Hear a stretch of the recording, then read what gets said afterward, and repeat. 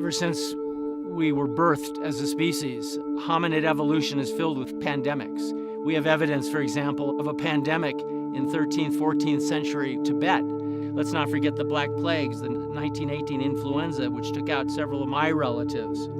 Pandemics are not new. What I think is perhaps least discussed right now, and I can understand why, is that this is a tragic distraction, geopolitically and medically, at a national and international level, and an economic level, from what we should be doing to preserve the planet.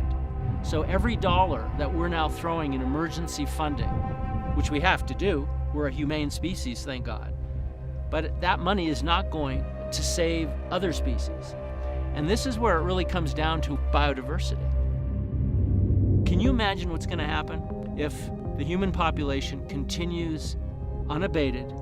We hit 10 billion people as we wipe out biodiversity, as we encroach upon forests, as we destroy coral reefs, as we destroy the Amazon, the great tropical midriff of the planet from the Congo to Indonesia to West Africa. And as species are being squeezed out, what we're really doing is genetically squeezing out the biodiversity, homogenizing those genes, and creating a breeding ground for the expansion and explosion of new forms of viruses in these future megacities, which will comprise more than 80% of the planet.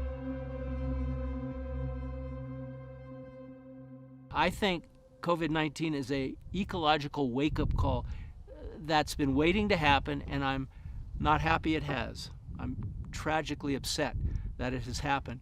But if there's any bright spot in all of this, maybe we will start to come together more rationally, more civilly, more empathetically, and love one another in a way that is more contagious than we could ever hope for in terms of spreading that same love to other species. That is my wish.